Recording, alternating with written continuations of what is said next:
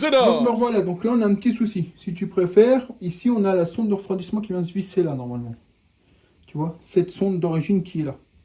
Sauf qu'elle ne va pas. Tu vois bien, ça va pas. Elle ne va pas là non plus. Le truc qu'il y a, c'est que Top Perf nous donne bien les joints, mais les Crolem n'ont pas donné non plus. Alors soit c'est un oubli dans la boîte, soit elle ne le donne pas, mais je trouve bizarre qu'il ne le donne pas quand même. Alors moi cet écrou là je l'ai pas. Je vais essayer d'en trouver un qui se visse dedans, de le boucher. Ce qui m'embête le plus, c'est la sonde de température, parce que moi j'en ai pas. Je vais essayer de voir si j'en ai pas un en haut. Là je suis embêté pour ça, tu vois. C'est bizarre, d'habitude Top Perf, je suis sûr qu'il le donne avec. Enfin, au moins celle-ci quoi. Là, la sonde non, mais là au moins ça quoi. Je vais vérifier quand même, il y a un problème, donc pour l'instant je suis un peu bloqué. Bon, alors voilà les gars. Donc, après pas mal de temps d'attente, j'ai réussi à retrouver le bouchon là. Donc celui-là c'est bon. Par contre ici, Top Perf l'a oublié, ils l'ont pas donné. C'est rare de chez Top Perf qu'il y a un oubli, mais là on l'a pas. Donc j'ai vu avec le client, parce que bon, il faut bien prendre la décision avec le client, hein. On a recommandé un kit bouchon, donc du coup on pourrait lui mettre le bouchon là et lui remettre sa sonde ici. J'espère. Normalement oui. C'est prévu pour quand même, hein, pour prendre les gens pour des cons. Donc, on en a eu pour une dizaine d'euros. Donc du coup je l'ai recommandé au client et je le rajouterai sur la facture finale entre guillemets, mais il est au courant. De toute façon, je peux pas, si je mets rien là, ça va fuir le liquide, hein. Donc j'ai commandé le bouchon chez Top Perf, donc il vient se visser là et tu vas remettre ta sonde ici, logiquement. On verra bien. Donc là en l'occurrence je suis bloqué, dans le sens où je pourrais pas monter le moteur dans le cadre aujourd'hui parce que ça va me faire chier. Je vais déjà monter tout le reste, hein, variation, allumage, etc. Ça ne m'empêche pas. Donc on va continuer, là je vais visser ça avec de la pâte à joint, pour pas que ça fuit, et on va monter l'admission. C'est parti. Donc on continue. Donc là on a monté la clavette sur le vibroquin. Comme je te disais, on garde l'allumage d'origine. Donc la clavette décalée, c'est un 6. Hein.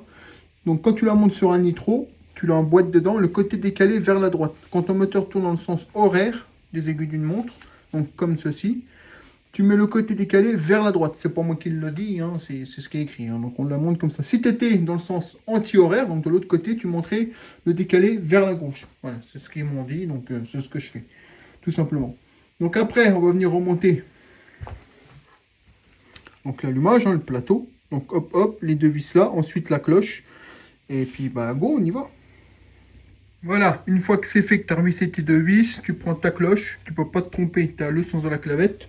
Tu viens chercher ta clavette et tu le mets tout seul quoi. Voilà, donc là tu vois, c'est monté, c'est nickel. Ensuite tu prends ta petite rondelle qui était d'origine, tu la remets ici, hop. Tu viens prendre les écrous neufs, donc là en l'occurrence Touch fournissait les écrous avec le vibroquin. Donc hop. Et tu viens de visser un coup de péteuse. Et puis c'est bon, donc je vais le faire tout de suite. Donc, c'est remonté, donc j'ai serré à la péteuse, hein, j'ai mis à 150 Nm, 100, 150, tu mets 3 coups et c'est bon, c'est juste pour pas que ça se barre. Tu vérifies que ça ne touche pas le capteur, ça ne touche pas, on est bon. Il n'y a toujours pas de compression, ne panique pas, c'est normal, il n'y a pas la bougie. Hein. Commence pas à paniquer, ça sert à rien. Donc maintenant que ça c'est fait, bah là, on peut venir remettre les petits tétons de la pompe à eau, donc c'est ceci. Tu fais attention, il y a une petite rondelle sur chaque et ça vient se visser ici. Tout simplement. Rappelle-toi, je les avais enlevés pour pouvoir mettre l'arrache allumage, donc c'est parti. Donc voilà, petite goutte de frein filée là-dessus. Tu serres à la clé de 10, tu remets les petits tétons noirs. Hein. Les petits caoutchoucs, c'est ce qui sert à maintenir la pompe à eau en place, bien évidemment, pour pas que ça claque. Donc là, allumage, c'est fait. On retourne, on monte la variation. Donc on va monter l'admission plutôt en premier. Donc pour l'admission, je t'avais dit boîte à clapet VL12, donc parfaitement adapté, pas besoin de plus. Avec, on a un diffuseur. Moi, j'ai choisi de le mettre parce que comme il a un petit carbus, ça suffit largement. On met le diffuseur en place. La pipe, on en a racheté une neuve parce que la sienne est un petit peu fatiguée. Donc normalement, on est bon aussi. Voilà, comme ça va aller avec la boîte à clapet qui va aller comme ça. Ça va donner ça, voilà. Impeccable. Donc là, forcément, hein, joint neuf, partout.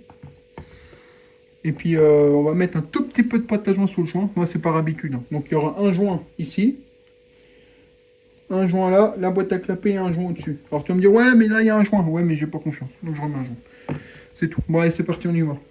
Bon, boîte à clapet, joint en place. On a décidé de réutiliser la pipe d'origine. Pourquoi? Parce qu'elle n'a rien du tout. Hein. Je l'ai nettoyée, voilà, elle est nickel, elle est pas craquelée. Mais surtout parce que le diamètre est un peu plus gros là que celle qu'on a racheté. Tu vois, celle qu'on a racheté, je sais pas, je le trouve bizarre le diamètre. Je sais pas si tu regardes bien, tu vois. Je le trouve meilleur sur l'origine que l'adaptable. Tu vois, là, ça fait bizarre. Alors que là, ça descend bien. Puis là, intérieurement, c'est pareil. Je trouve que le troulet, il est un peu plus gros que celui-là dedans, là. Donc on remonte celle-là. C'est toujours ça de prix. C'est toujours ça de prix. Donc pour rappel, elle se met dans le sens comme ceci. Voilà. Donc là, madame met un peu de joint de pote, comme je t'ai dit. Ensuite, on vient remonter les vis d'origine, hein, avec les sécurités dessus. Voilà. Ouais, c'est parti, on y va. Bon, c'est monté, comme tu peux le voir. L'admission est montée. Là, on est bon, on est tranquille, on ne revient plus là-dessus. On laisse sécher proprement. De toute façon, comme il ne va pas démarrer tout de suite, la pote à joint a le temps de sécher. Ça, c'est le collier d'origine. Donc du coup, on va lui remettre. Hein. Pourquoi elle est changée alors que c'est d'origine? Hop. Un peu chiant à remettre quand même, mais bon, voilà. Maintenant, ce qu'on va faire, c'est qu'on va aller remonter la variation complète. Tout simplement. Donc là, on va aller remonter vario, embrayage, cloche, etc. C'est parti. Donc, pour monter le variateur, de ce qu'il dit sur Malossi, la référence 5113-161 de ce variateur, on peut conserver le démarreur électrique, ce qui arrange le client. Après, je ne sais pas s'il va démarrer vu la compression à l'électrique, mais bon, on verra bien. J'ai remonté tout le système électrique, c'est-à-dire, tu remets ta bague au fond, ton système électrique, tes roulettes et tout. Donc, voilà, ça fonctionne. J'espère que ça va passer, on va le découvrir ensemble. De toute façon, je vais essayer de monter le vario. Si ça passe pas, qu'il n'y a plus de cas de mur, c'est qu'il faut enlever le démarreur électrique. Mais d'après Malossi, non. Donc on va voir. Bon, par contre, la notice chez Malossi, italien, anglais, si tu parles aucun des deux, t'es dans la merde, quoi. Donc c'est complètement con quand même, quoi. Donc après, bah, tu viens prendre ton vario complet, puis tu vas essayer de le monter, tout simplement. Donc le variateur, il est comme ceci. Donc là, il est livré avec deux jeux de galets, des 3,9 g et des 4,7 g. Moi, j'ai monté les 3,9 g, tout simplement. Bah parce que j'avais envie de monter 3,9 g. On verra bien ce que ça donne. Après, tu prends ta petite coupelle là et tu vas mettre toutes tes petits tétons dessus là. Tu vois, il y a un sens. Hop, ça vient se mettre comme ça. Tu en mets 3, il y en a 3. Hein, voilà, 2.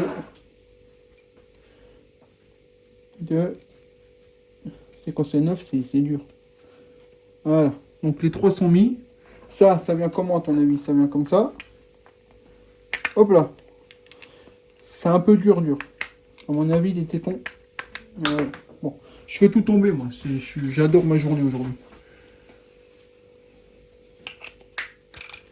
Voilà. Donc c'est comme ça. Là, tu vois, ça coulisse, c'est nickel. Tu pourrais mettre un peu de graisse au cuivre si tu veux, mais ça fonctionne. Ensuite, normalement, tu viens le foutre comme ça. Alors là, il donne des cales avec. 1, 2 et 3. Ça, pour moi, c'est la brique de vario. Et ça, c'est sûrement les trucs que tu mets devant ici. Je suppose. Parce que ça, à mon avis... Je vais vérifier quand même dans la notice que c'est bizarre, mais c'est bizarre. Donc, j'ai monté le vario. J'ai mis une rondelle à moi d'une taille comme ceci, en attendant, au début. Ceci. Alors, les cales là. Les cales là, c'est quoi? La cale là, ils disent qu'elle peut aller sur le canon. Je vois pas trop pourquoi. Ils expliquent pas. Ça doit être la cale de derrière. Quand tu mets pas le démarreur électrique. Et ça doit être la cale de brique du vario. Parce qu'il montre comme ça dans la notice. Donc moi, je ne le mets pas, bien évidemment, parce que bah, on le dit, c'est pas de le brider. Hein.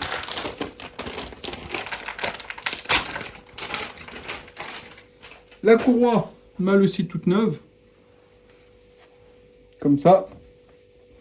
Ensuite, tu viens prendre ta joue fixe qui est fournie. Tu remets ton étoile dessus, bien important.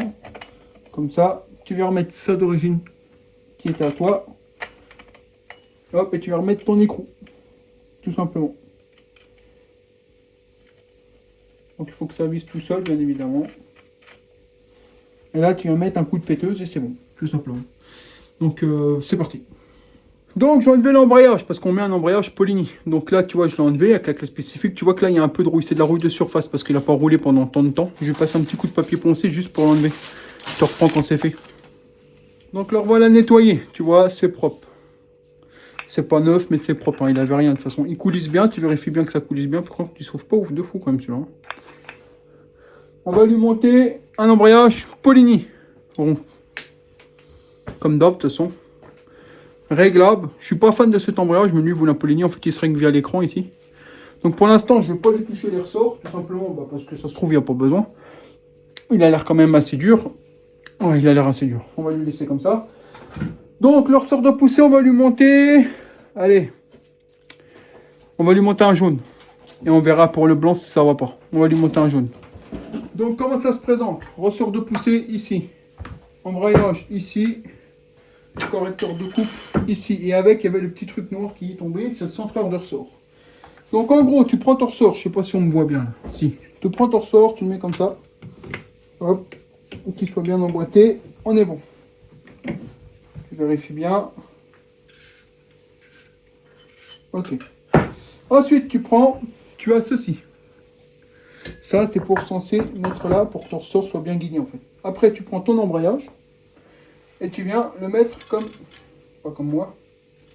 C'est un peu chiant avec ça, hein, je te rassure. C'est pas fait pour tenir, c'est fait pour faire chier le monde. Voilà. Voilà. Je vais appuyer et madame va venir remettre l'écrou. C'est mieux d'état 2.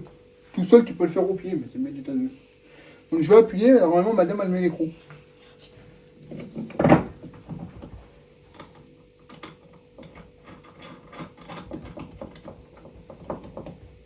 Voilà. Ensuite, tu prends la clé spécifique, dispo sur MXS, coup de face, tout tu veux, et tu viens le visser.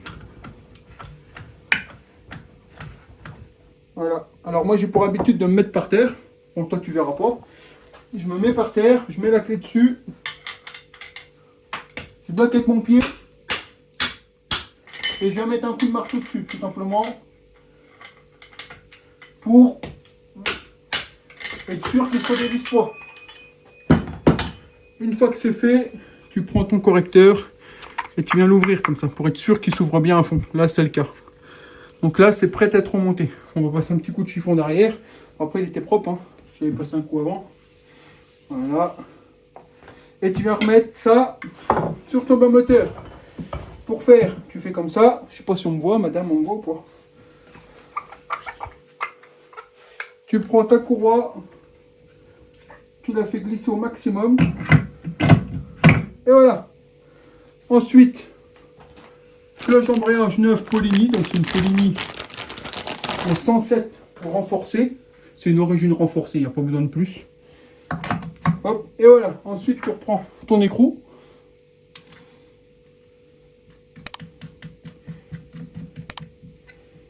Et voilà, là, la clé, un coup de péteuse.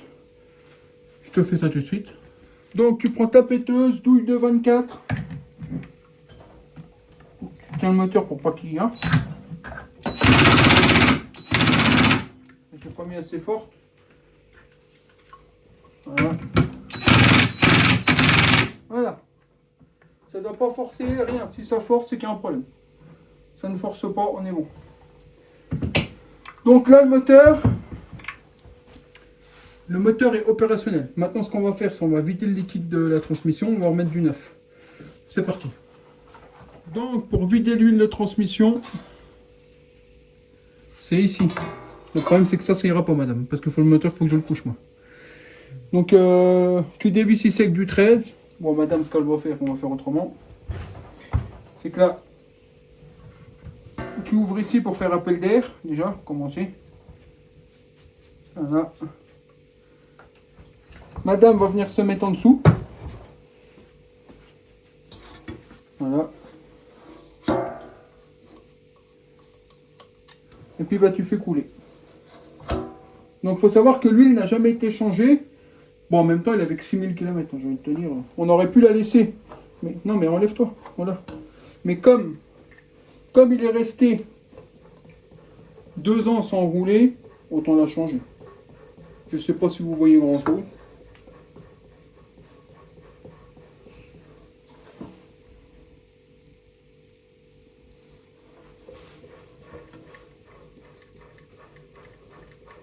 Tu fais couler l'huile. Avec le compresseur, j'irai plus vite.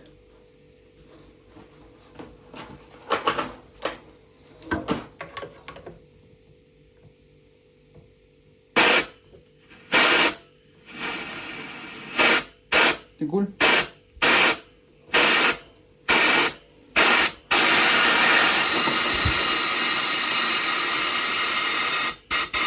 C'est bon. Après, tu le relèves. Voilà. Tu vas remettre ton bouchon avec ton joint. Ici. Un coup de clé de 13. Hop, tu revisses une fois que c'est serré. Tu arrêtes. T'essuies. Et tu peux venir remettre ton huile. Donc l'huile, elle se met ici. Donc normalement, Stachys nous a fourni la bonne dose. Donc, quantité d'huile à mettre dans le carter, 110 ml. C'est écrit ici. Hein. Stachys nous fournit 250. Tu vois bien, c'est écrit. Donc tu prends un doseur. Tu prends un doseur et tu vas mettre dedans. Donc 100. On a combien là 100. On a 120. 120 c'est bien. 110, 120 c'est bien. Faut pas t'inquiéter. Hein. Donc là après bah tu prends, hein, puis bah tu as joué, hein, tu vides. Voilà.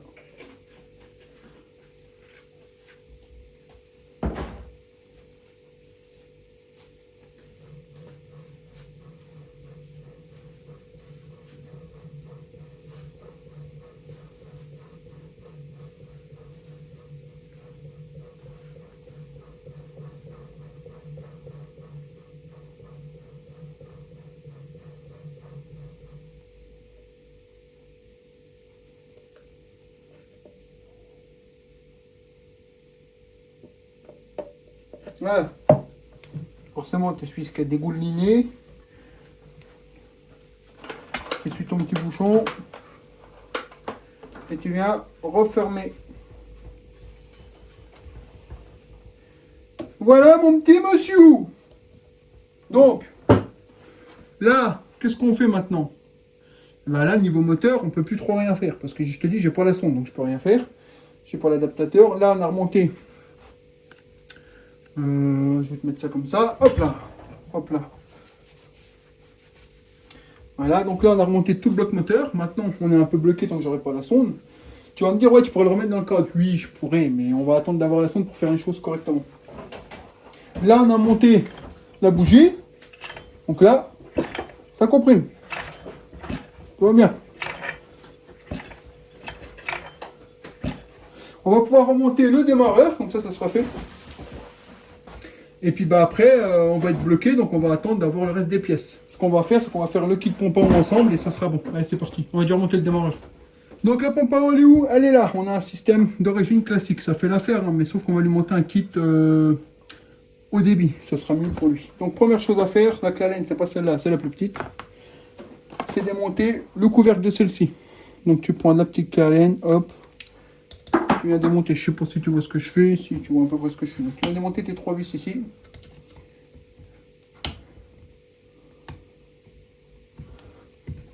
Voilà, tu viens dévisser ça. Alors le kit au débit là de chez Stachys, franchement il y en a qui disent ouais, que c'est du tuning, mais peut-être c'est du tuning, mais ça fonctionne. Le débit étant, les conduits étant plus gros, et ben, le débit est mieux. Donc ça refroidit mieux, tout simplement. Alors tu n'es pas obligé, mais c'est un plus. Donc en fait tu vas venir enlever ça, voilà, hop là. Donc tu vois dedans c'est un peu caca, c'est normal, hein, parce que le mec il mettait de l'eau, je pense qu'il m'a mis là-dedans. Donc tu vas enlever ça, la vis, tout. Tu viens essuyer le plus gros déjà pour commencer. Ensuite tu vas venir enlever cette roulette. Cette roulette là. Donc tu viens enlever le clip ici. Tu viens enlever ça et tu viens pousser la roulette. C'est parti. Passe ta clip s'il vous plaît. Je t'avais dit qu'il la fallait. Après, tu fais ça. Alors là c'est des clips de merde, hein. Attention. La pince à clips ne va pas, chef. C'est pas la bonne. On m'a pas donné la bonne. Elle est longue. Hein. Ensuite, tu te mets dedans. Non, parce qu'il faut toujours faire des vidéos pas trop longues, mais c'est long quand même. Ça va pas. Donc écoute. Donc la pompe à eau, j'ai enlevé le joint speed tout simplement parce que j'en mets un 9 pour être sûr. Tu vois, donc le joint speed se met comme ceci. Les lèvres à l'envers, c'est pas moi qui l'invente, hein, c'était comme ça. Hop, tu le mets une fois qu'il est à fond. Tu n'y touches plus. Ensuite, tu viens déballer. Bon, il y a un peu de bordel partout, tu m'excuses, hein. Tout ça, ça sert à rien. Hop. Tu viens déballer la pompe à eau Stachys. Normalement, tout est fourni. Tu as le couvercle, la veloute, les vis. Donc, comment ça se monte? Pas compliqué. Moi, j'ai toujours l'habitude de mettre un peu de WD. Tu mets un peu de WD sur l'axe. Tu vas mettre ton axe dedans. Tu vois bien qu'il est beaucoup plus gros que l'origine. Tu vérifies que ça tourne bien. C'est le cas. Tu retournes ta pompe à eau. Sans faire la même connerie que moi. Voilà. Ensuite, tu vois, il y avait une tige là.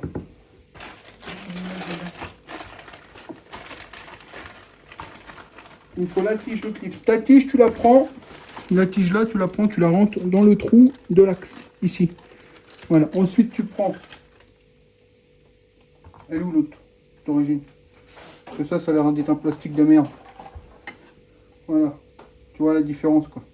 Je remets le plastique d'origine, le nitro, parce que l'autre, franchement, il me fait de la peine. Tu viens vérifier que tout s'emboîte bien. Là, en l'occurrence, c'est pas le cas. Si tu peux pas mettre ton clips, voilà, là, tu peux mettre ton clips, tu vois. Donc là, ensuite, tu viens mettre ton clips neuf qui est là. Il est ici. Hop, t'arrives. Bon, je te préviens, c'est la merde. Hein. Ça, c'est clair et net.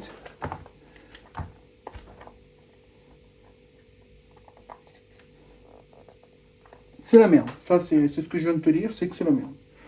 Donc, tu prends ta pince. Je vais le faire et je te reprends quand c'est fait. Donc là, le clip, il y est. Tu tiens bien la roue derrière, tu vérifies que ça ne bouge pas. Là, c'est le cas, quand je tourne, ça tourne. Moi, j'ai pour habitude de prendre une pince à bec. Tu viens de te remettre sur les deux bords et tu viens resserrer le clip pour être sûr qu'il soit bien serré. Là, c'est le cas. Donc maintenant, qu'est-ce qu'on fait? Bah, tu te remets comme ça. Hop. Voilà. Ici, comme ça. Tu prends. Ça veut pas, tu m'excuses, moi aujourd'hui, rien que le joint neuf. Ici. Moi, j'ai pour l'habitude de le lubrifier un peu. Voilà.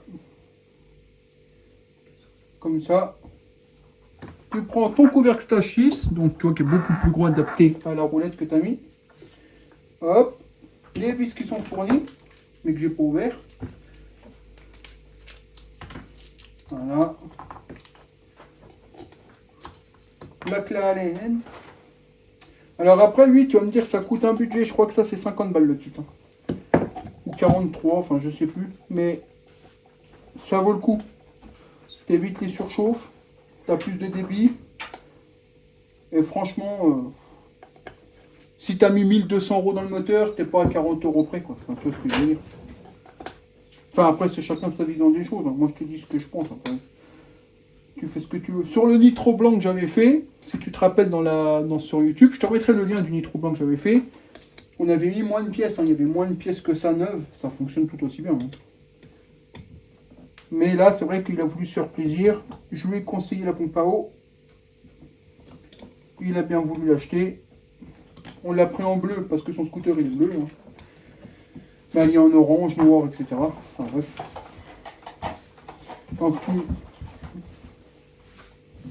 Donc voilà ce que ça donne. Impeccable. Tout simplement. Donc voilà pour moi. Donc maintenant on va ranger un petit peu, je te fais un topo. Bon, pompe à eau montée, le cacheur monté, tu vois, là on est bon, on est tranquille. Maintenant il ne reste plus qu'à attendre la pièce qui va à la culasse ici.